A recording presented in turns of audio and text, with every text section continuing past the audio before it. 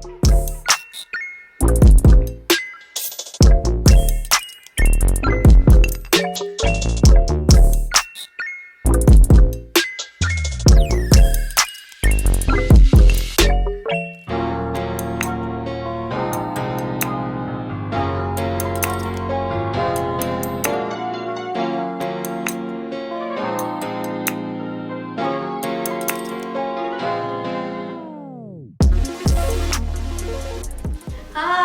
welcome back to 1001 Perspectives of Life. Hari ini di segmen Pillow Talk yang leaders kita ada tamu istimewa. Silakan memperkenalkan diri. Thank you udah di-invite di acara Pillow Talk-nya. Perkenalkan, nama saya Bregas. Udah, titik. Udah, Bregas. Ada sih nama panjangnya, cuma kalau untuk pekerjaan biasa saya branding nama Bregas. Oke, nah Bang Bregas ini adalah salah satu yang leader di BFI Finance. Dia menduduki posisi leader, posisi manajer di usia yang muda. Nah, buat teman-teman yang belum tahu, emang Pillow Talk tuh maksudnya apa sih? Pillow Talk adalah having serious conversation with young leader, young entrepreneur, and young influencer in comfort. Jadi ditemenin sama bantal. Bantal merah. Bantal. Ini bantal putih. Ini nasionalis banget. Yes, edisi kemerdekaan. Oke. Padahal masih jauh banget. Oke. Kita langsung aja ke pertanyaan yang pertama. Oke, Nah, siap. pertanyaan pertama itu langsung tentang masa depan nih. Untuk saat ini goalnya Bang Bregas itu apa? Dan ada nggak sih kayak sudah dipatokin, gue pingin tahun ini atau tahun ke depan akan mencapai ini? Oke, goals-nya berarti dalam hidup ya? Bukan di pekerjaan atau di Dua-duanya boleh. Oke, kalau goals dalam hidup sendiri, ingin dari saya tuh di umur 40 sudah tidak lagi pusing soal finansial. Artinya ada passive income yang terus datang, saya tinggal mengerjakan apa yang saya sukai. Kalau untuk di pekerjaan sendiri nggak ada sih justru. Kalau di pekerjaan sendiri lebih ke, karena ini kan pekerjaan berapa ya? Keempat, dan lebih ke karena ini dekat dari rumah aja gitu. Jadi secara kualitas hidup itu lebih baik. Oke. Intinya pengen meningkatkan kualitas hidup. Betul. Oke, goal itu sebenarnya dari mana sih? Terinspirasi dari mana? Apakah dari keluarga? Apakah mungkin ada idola? Betul. Kalau ditanya dari mana, sebenarnya dari keluarga. Oke. Tapi bukan dari momen yang baik istilahnya. Kenapa bisa dibilang begitu? Karena dulu orang tua saya dua-duanya bekerja. Saya ya dibesarkan dengan pembantu lah atau asisten rumah tangga. Lalu di tahun 98, mungkin kalau buat teman-teman juga tahu, ya ada satu kejadian nasional, ada kerusuhan. Sehingga kantor papa saya, kantor mama saya tutup semua. Di titik itulah saya melihat bahwa Resikonya tinggi ya? resiko tinggi betul, dan di satu titik saya melihat switch dari bekerja ke tidak memiliki pekerjaan di usia papa saya waktu itu 40 tahun. I see. Dan saya waktu itu kebetulan masih SD kelas 6. Oh, jadi benar-benar merasakan struggle-nya kayak Ya, gimana ya? struggle, dan kebetulan juga anak pertama, jadi tahu banget setelah krisis di 98 itu memulai usaha, memulai dari nol itu seperti apa. Nah, sampai di titik itulah membuat keluarga saya, orang tua saya itu memiliki usaha sampai dengan saat ini.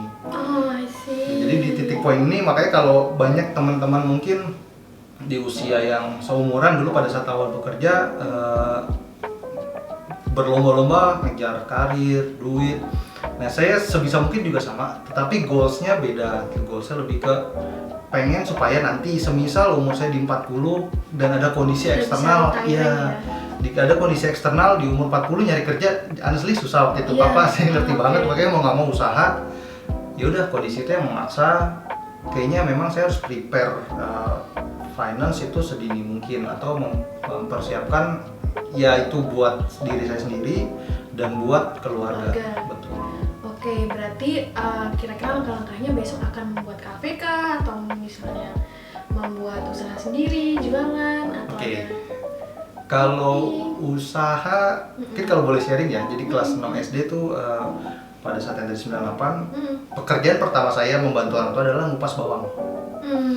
Jadi kalau mau tahu kayak bawang putih itu kan sebenarnya ada lapisan kulitnya. Nah, itu saya kupasin dan orang tua saya packaging untuk masuk ke restoran. I see. Itu pekerjaan usaha pertama saya. Nah, kalau ditanya sekarang udah tadi misalnya kafe puji Tuhan udah ada di Jakarta memang, tapi itu masih patungan sih sama teman. Jadi dengan branding nama saya juga itu ada di Jakarta. Terus kalau sekarang lebih fokusnya main di Grab, terus di bidang manufacturing plastik, lebih ke situ sih. Oh, fokusnya di situ ya. Iya. Kafenya namanya apa tuh? Kedai Kopi Bregas. Oke, teman-teman. Agak narsis ya. Tapi katanya sama teman-teman tapi namanya Bregas ya. Ya, itu kan masalah proporsi modal ya. Oke, siap. Berarti teman-teman itu di lokasinya di mana tadi? Di Pangeran Jayakarta. Teman-teman yang dekat-dekat situ atau memang sering lewat situ silahkan Iya. mampir ke kafenya. Kafe namanya apa ya? Kedai Kopi Bregas. Kedai Kopi Bregas. Murah, Dan seru buat nongkrong ya. seru. Oke, siap. Keren banget. Jadi udah dari sekarang ini Bang Bregas ini sudah menduduki jabatan manajerial plus beliau sudah punya kafe juga dan ada beberapa usaha lain juga. usaha. Karena kita memang nggak pernah tahu ya besok kayak gimana, Betul. perusahaan kita kayak gimana, kondisi ekonomi seperti apa. Ya. Jadi memang ada baiknya kita sudah mempersiapkan sedini mungkin. Oke. Nah, yang sekarang dikerjain nih di kantor maupun usaha itu sudah sesuai sama passion belum? Oke, itu dua hal yang berbeda sih. Oke. Antara. Oke. Ya, kalau di usaha terus terang nggak terlalu passion. Artinya yang dikerjakan hanya fokusnya bagaimana usaha ini bisa jalan tanpa saya selalu incar di sana. Oke, siap. Membuat itu autopilot. Kalau di kantor, di pekerjaan atau di tanggung jawab yang diberikan kepada saya hari ini itu sesuai dengan passion saya. Oke. Yang sekarang itu sesuai dengan passion saya karena kan untuk beberapa bulan atau beberapa dengan tahun depan mungkin banyak mengerjakan terkait dengan project. Mana project itu buat saya pribadi mungkin kalau boleh cerita juga di BFI itu HO pekerjaan head office pertama saya. Jadi sebelumnya bekerja 9 sampai 10 tahun itu semua di cabang, tidak pernah mikir nih, cuma eksekusi. Masuk di BFI tahun pertama, masuk di HO, diajarin untuk caranya berpikir, bikin rencana, bagaimana orang cabang menjalankan, dan lain-lain. Di tahun kedua dipercayakan untuk coba deh ikut project. Nah, apalagi lah itu project gitu kan. Ternyata di sana semua ide gila atau ide yang kalau di pekerjaan biasa itu tidak bisa dilakukan karena ada keterbatasan peraturan misal 1, 2, 3 di proyek itu lebih leluasa, lebih kayak saya memainkan peran saya sebagai pebisnis di kantor gitu. Jadi ada keleluasaan di sana. Jadi lebih bebas ya kalau misalnya di Betul. project ya. Oke, jadi ya passion kayak passion tapi ya seneng ya di situ Iya. project. Oke. Kira-kira apa sih bakatnya Bang Bregas? Bakat ya, cuma tekun aja sih. Bakatnya Itu bisa tekun nggak? Ya bisa dibilang bakat nggak sih? biasanya bakat itu tuh misalnya nih bakat nyanyi, bakat musik, Nyanyi atau nggak bakat bisa. matematika, bakat apalagi ya ada bakat tuh. Mungkin tekun lah. Oke. Iya, karena kalau dibilang matematika bisa, tapi mungkin ada yang jauh lebih pintar gitu. Jadi kalau dulu di sekolah, saya selalu punya prinsip orang boleh lebih tahu, tapi saya bisa ngerjain lebih cepat. Oke. Caranya gimana? Melatih hal yang sama berkali-kali Oh. sampai itu jadi kebiasaan. Oke, jadi Lebih ketekun sih. hobinya atau bakatnya tekun. Tekun. Oke, nggak apa-apa. Itu jawaban diterima. Oke, kita lanjutin Oke, aja. siap. Dulu sekarang kita ngomongin di masa sulit. Ya, Pasti kan semua orang pernah ya mengalami berada di bawah. betul. Gimana sih Bang Bregas menghadapi masa sulit dan mungkin masa-masanya tuh seperti apa? How to overcome masa sulit? Biasanya kalau masa sulit tuh yang saya lakukan diam dulu biasanya.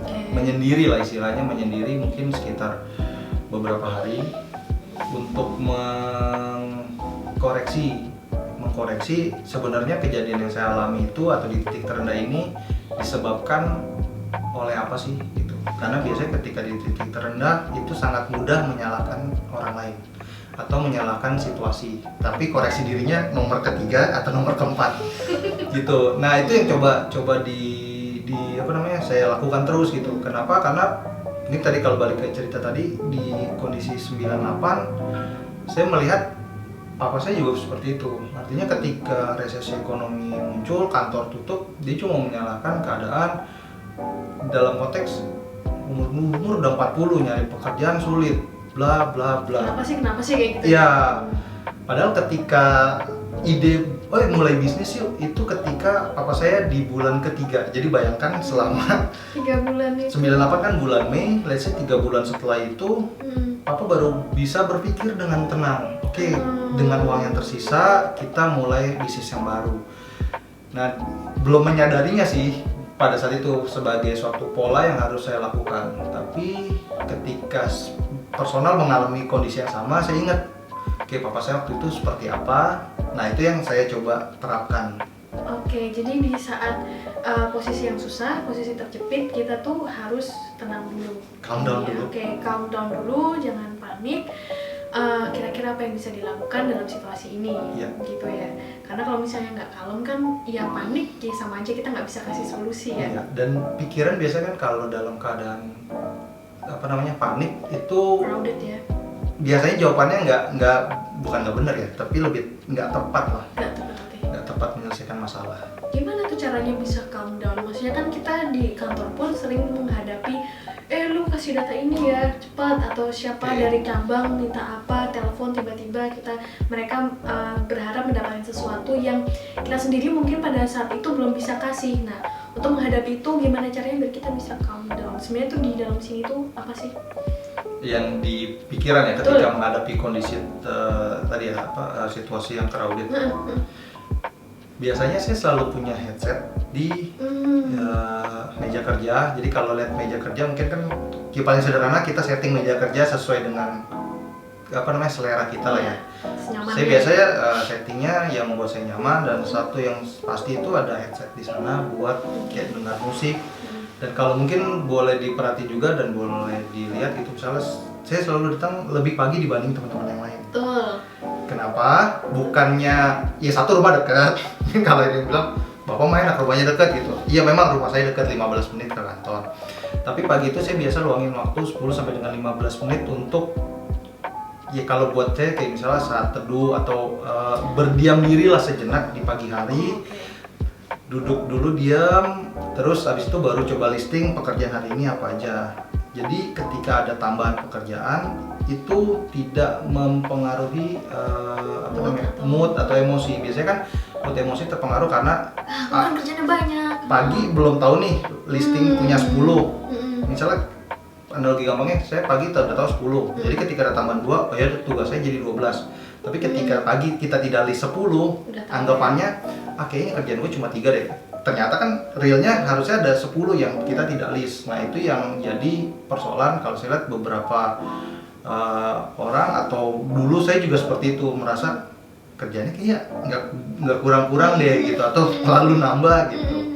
Karena nggak di listing ya. Betul. Jadi kayak memberi waktu lebih di saat kita datang ke kantor. Kita kan kalau misalnya kita jam kerja kan mulai jam 8 tuh. Betul. Berarti sebelum jam 8 kita udah datang, kita masih ada waktu tenang di listing dulu kira-kira kebutuhan hari ini apa aja. Kan berarti kelihatan tuh deadline-nya apa aja. Nah, ketika misalnya ada tambahan, kita bisa selip-selipin tuh. Iya, langsung bisa diatur. Oke, gitu ya teman-teman. Bagi teman-teman yang mungkin sering mengalami itu, termasuk saya, datanglah pagi. Iya. Oke, siap. Pasti akan ada perbedaannya. Oke, siap. Mungkin akan saya contoh. Oke, nah Bang Bre kan mungkin udah berpindah beberapa posisi, pernah punya tim yang berbeda-beda. Iya. Nah, pernah nggak sih ketemu kayak Mas lagi meeting tuh, terus ada perbedaan pendapat tuh. Menurut Bang Bregas, lu harusnya ngejalanin A, B, C, tapi salah satu tim dari Bang Bregas tuh nggak setuju. Nah, untuk menghadapi perbedaan kayak gimana? Atau mungkin pas lagi meeting sama atasan dan atasan juga punya pendapat yang beda. Oke, dengan tim dulu ya, karena kan kayak treatmentnya beda tuh kalau dengan atasan. Betul. Jadi kalau dengan tim yang biasa saya lakukan adalah ketika ada perbedaan pendapat, saya mau cuma pastikan yang pertama argumen dia apa mengajukan poin yang berbeda dengan yang saya pikirkan. Dan yang kedua adalah ya udah tes dulu, tinggal diputuskan pada saat meeting mau konsep atau ide siapa dulu yang dilakukan, tim dulu atau punya saya, atau bahkan bisa diambil win-win solutionnya adalah misalnya kan tadi misalnya saya ABCD, dia DEFG, ya udah misalnya AD ini EF, gitu, mengkombinasikan dan kita kan lihat dari kan saya 2 parameter, dia 2 parameter, kita tes bareng parameter mana yang lebih works atau lebih berfungsi. Lebih ke situ sih kalau dengan tim, karena balik lagi tidak pengen membatasi kreativitas atau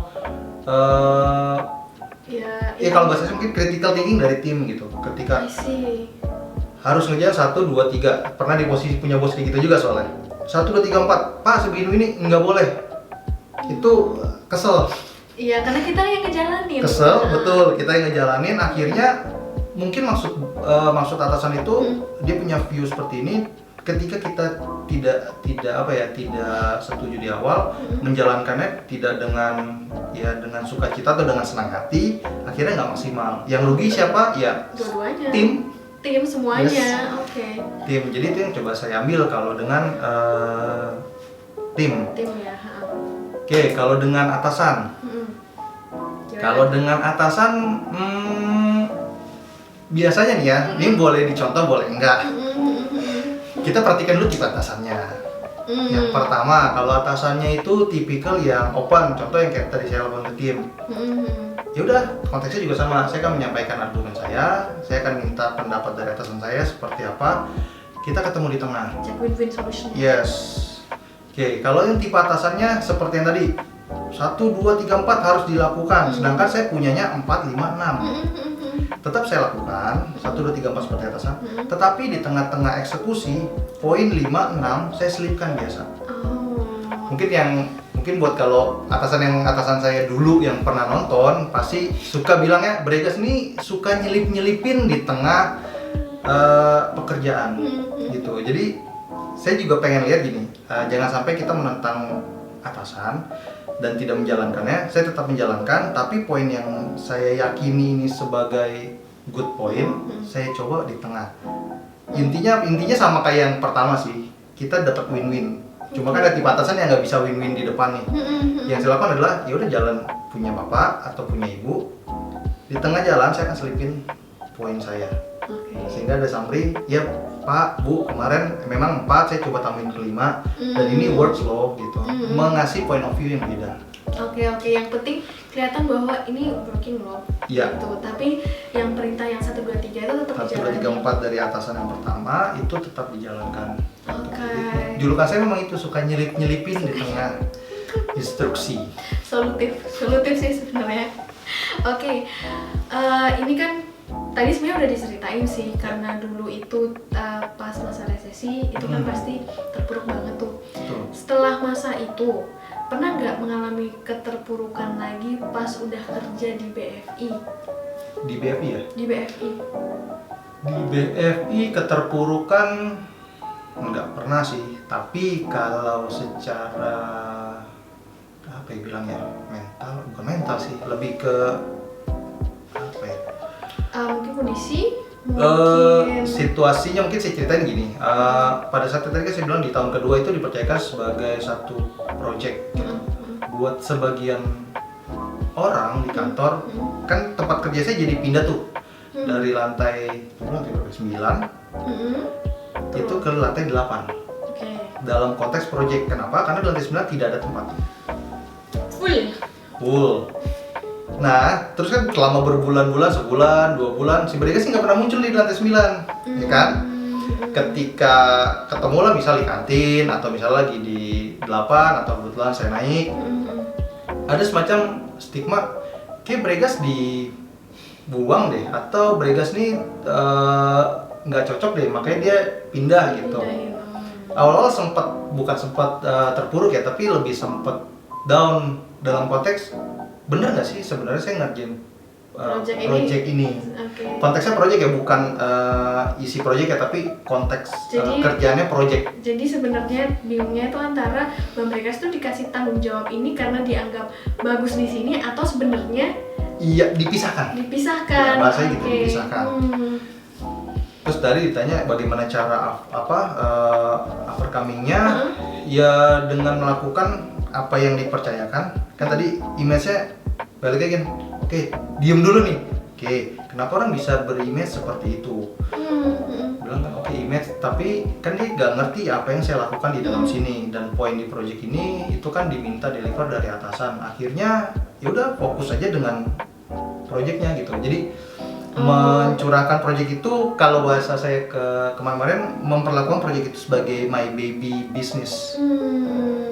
Itu akhirnya ya udah, karena satu project done, 2, 3, 4, 5, terakhir itu 5 project. Ini nanti mau jalanin project yang ke-6, dan kalau kemarin sempat saya bikin portofolio ya.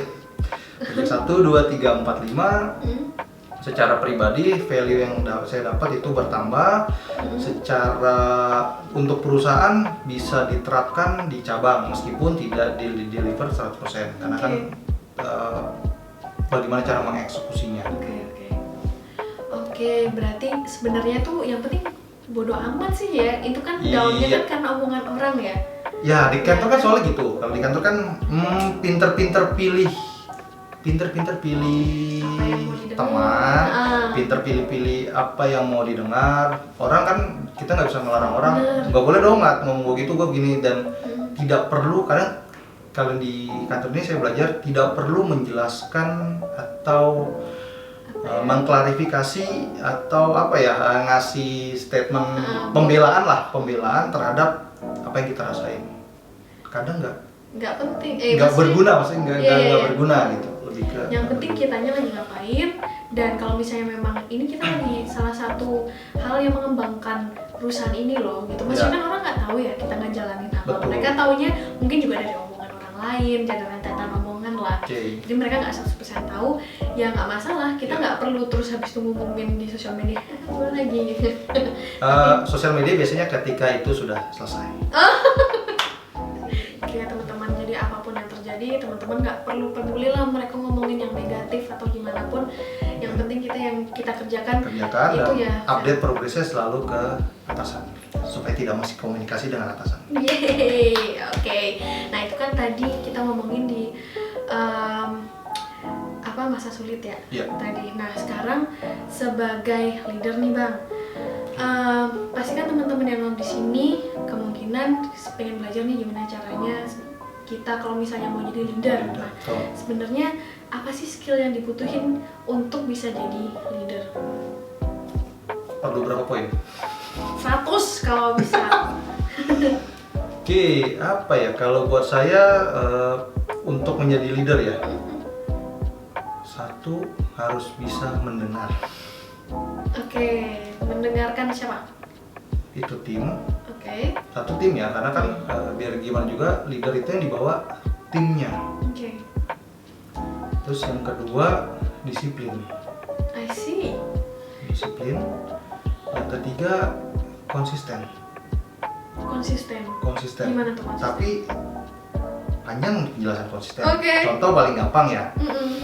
Mungkin buat teman-teman yang dengar, mungkin pernah disuruh gini sama bosnya, jangan datang terlambat ya, tapi bosnya terlambat. Atau kumpulin sesuai deadline tugas yang saya kasih, kumpulin hari Senin. Tugasnya bos dikumpulin Senin, tugas kita dikumpulin Senin. Ternyata kita sudah tidur malam, ngebut, Senin kita dan bosnya dengan enak bilang, Selasa aja deh kita submit ke atasan. Mungkin pernah merasakan hal seperti itu. Curhat sih ini. Dulu saya pernah di kondisi kayak gitu. Makanya ketika dipercaya menduduki satu posisi leader, hal yang saya selalu jaga adalah konsistensi. Contoh paling gampang, kayak tadi kan terkait dengan disiplin sebenarnya.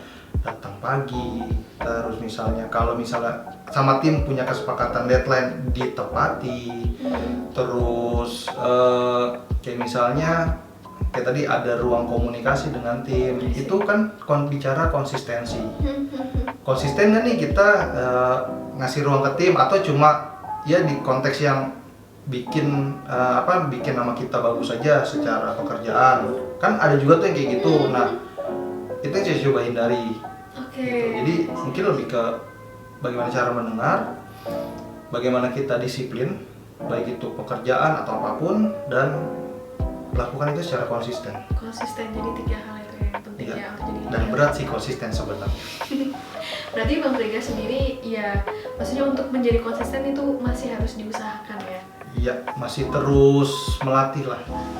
Oke, di pertanyaan selanjutnya tadi kita udah tahu nih skill-skill apa aja yang dibutuhkan, ada 3 hal. Ya. Nah, sekarang gimana caranya kita bisa mastering skill-skill itu? Bagaimana masteringnya ya? Nah, gimana caranya biar kita bisa menguasai 3 skill itu?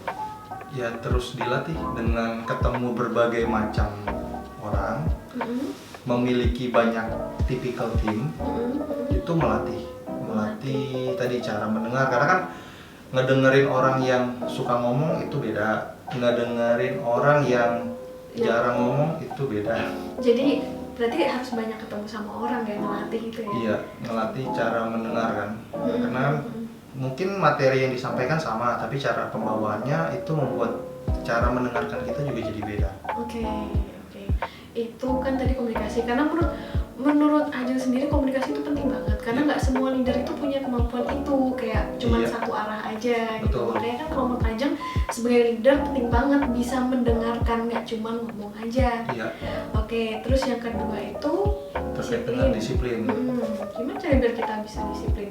Atau memang itu sendiri aja ya? Itu kalau disiplin lebih ke diri sendiri sih, lebih ke ngelatih. Contoh paling gampang mungkin kalau teman-teman di sini yang nanti nonton, mungkin pernah dapat WA saya jam 4 pagi, jam 5 pagi di grup. Saya lakukan konsisten itu setiap minggu. Jadi setiap Senin, kalau mungkin boleh saya share.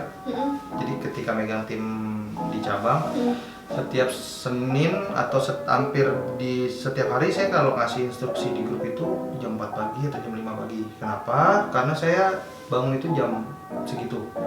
Jam 4 pagi, doa dulu, terus kemudian saya list di kerjaan saya harus ngapain, di usaha harus ngapain. Nah di kantor, di rumah tuh kan pagi fresh tuh, jadi list harus ngapain. Ketika itu langsung saya blasting di grup. Gitu. Mungkin beberapa teman-teman di cabang kaget awal-awal ketika saya pegang. Ini gak ada kehidupan nih bapak. Nah itu saya selalu lakukan itu setiap pagi jam 4, jam 5 pagi bersekitar itu. Nah nanti di kantor saya kan lihat lagi tuh WA di grup yang pagi ada yang kurang atau enggak. Kalau sesuai dengan plan ya udah berarti sudah done. Terus terkait dengan disiplin juga, disiplin update gitu. Jadi kalau beberapa atasan saya justru malah bukan jengah ya, kayak ini Bregas update mulu gitu. Mungkin kalau yang lain update-nya 2-3 hari kemudian atau sehari. Saya begitu ada apapun sedikit saya pasti akan update. Langsung lapor. Betul. Meskipun Bre ini gue belum baca, iya pak nggak apa-apa, saya cuma update poinnya. Sampai sini ya. Betul. Diskusikannya boleh besok atau boleh lusa. Yang penting setiap hari saya update, dan itu yang saya tekankan juga ke setiap tim. Jadi anytime mereka mau update aja. Meskipun nanti kita akan bahas 1 hari kemudian, 2 hari kemudian. Kalau bahasa saya sih biar nggak lupa. Iya benar kok. Ya, biar nggak lupa kita mau bahas apa di meeting. Itu sih paling kalau yang terkait dengan disiplin. Oke, konsistensi ya tadi dilakukan meskipun lagi malas. Berarti sebenarnya itu semuanya dilakukan dengan kebiasaan ya, membiasakan diri. Iya, awalnya memaksa diri untuk biasa. Oke. Cuman yang pasti kita ya harus ada dorongan dari kita sendiri ya. Iya. Untuk membiasakan diri, untuk mau belajar berkomunikasi dengan orang, mau belajar mendengarkan, mau belajar untuk disiplin dan konsisten. Iya. Oke, nah ini ada nggak sih cara-cara jitu untuk bisa langsung dapet, atau memang ya harus dari diri sendiri? Cara paling cepat adalah dari hal sederhana, bangun pagi contoh. Bangun pagi adalah kuncinya. Ya, bangun pagi itu perlu alarm atau enggak, alarmnya di set 1 kali 2 kali atau pernah di snooze dulu baru bangun. Itu satu. Itu kan dari yang memaksa diri kan, kadang ngantuk nih kan, ngantuk terus abis itu coba lakukan hari ini mau ngapain, coba ditulis. Mungkin kalau saya biasanya nulis, tapi nulisnya kadang di note HP, di notes atau di iPad. Jadi tulis hari ini yang mau kita kerjakan apa, nggak usah 100% harus dilakukan plek-plek hari itu, karena kan baru bangun tidur nih. Kalau saya biasanya itu buat ngaktifin fungsi otak lagi. Kalau bahasanya kan biar nyawa ngumpul, ya biar nyawa ngumpul tuh. Jadi saya lakuin gitu. Jadi ya memang awal pasti memaksa diri sih, nggak enak. Oke. Intinya itu latihan terus. Persis kayak yang saya lakukan belakangan ini, olahraga. Gitu. Jadi kalau hal menariknya, terakhir saya olahraga itu SMA. Jadi SMA itu olahraganya basket dan volley. Kuliah fokus belajar. Udah ngejar 3,5 tahun. Ya bisa dibilang gitu. Kenapa? Karena berangkat dulu papa seperti itu. Jadi apapun di hidup saya mau coba akselerasi. Mempercepat. Contoh kuliah sebisa mungkin cepat. Kerja dan memiliki income yang cukup cepat. Menikah cepat. Punya anak cepat. Punya anak cepat? Yes. Umur berapa dulu? Sebelum 24-an. 23-24. Umurku udah. Oke, lanjut. Oke, lanjut ya. Jadi panjang nih. Ya, jadi di umur baru awal kerja tuh setahun 2 tahun, ketika uang sudah ngumpul, memutuskan untuk nikah. Kenapa? Balik lagi ke krisis 98 itu bener-bener memori membentuk saya. Padahal papa saya tuh nikah muda loh waktu itu. Oh ya. Umur 40 itu saya masih SD. SD itu umur berapa? Ya mudanya tuh masih di bawah 30. SD tuh berapa ya? 10 lah ya. Ya makanya di posisi sekarang nikahnya sekitar umur 20-an, 20 ya, orang zaman dulu nikah muda lah ya. Jadi saya udah bikin proyeksi, oke, kalau saya nanti umur let's say retire di 50 atau 55, anak saya udah selesai kuliah. I see. Proyeksinya sampai segitu gitu. Jadi ketika anak kuliah, kerti tuh kuliah kan butuh dana. Dan pada saat itu kondisi orang tua belum stabil usahanya. Jadi saya merasakan sendiri bagaimana kuliah itu dengan struggling. Artinya berusaha dapat beasiswa supaya uang kuliahnya nggak mahal. Ya udah akhirnya membentuk itu ketika kerja gila-gilaan, ngumpulin duit, nikah, punya anak, supaya apa? Supaya nanti ketika anak lagi progres membutuhkan dana besar, sudah siap. Kita masih kuat. Masih produktif buat nyari income. Ini nggak nyalahin konsep yang belum menikah atau mau nikah nunggu mapan. Ya balik lagi kan nikah nunggu siap sih sebenarnya, bukan nunggu mapan. Nunggu orangnya ada. Ya itu juga bisa sih, orangnya ada betul. Oke, lanjut. Iya, itu sih lebih ke sana. Jadi apapun yang saya kerjakan, saya sebisa mungkin mengakselerasi itu supaya semakin kesini. Jadi kalau mungkin di umuran saya sekarang di 30-an, mungkin anak yang seumuran mungkin baru punya anak. Atau kemarin teman saya mungkin ada yang baru menikah, mungkin ya ada yang juga yang belum menikah gitu. Tapi di usia saya sekarang, anak saya udah SD, udah TK, jadi ketika mau pergi, mau kemana itu lebih enak. Udah bisa diajak ngobrol, udah bisa jadi temen diskusi lah, meskipun masih yang random-random gitu kan. Tapi ada loh, bisa ngoceh-ngoceh, ngobrol-ngobrol. Iya. Sip, ini keren banget sih semua yang udah disampaikan. Semoga teman-teman mendapatkan faedahnya. Terima kasih banyak. Siap, thank you. Oke teman-teman, semoga menghibur juga, semoga dapat manfaatnya, semoga bisa dipraktekkan juga buat teman-teman yang mau belajar jadi leader. So, jangan lupa like, subscribe, and share ke teman-teman yang membutuhkan. Bye. Terus yang baru apa? Terserah, sebenarnya nggak harus menjelaskan kok. Nyebutin nama aja deh. Ya udah, oke. Take 2. Hah? Semutan. Iya ininya Keriting. pendek soalnya.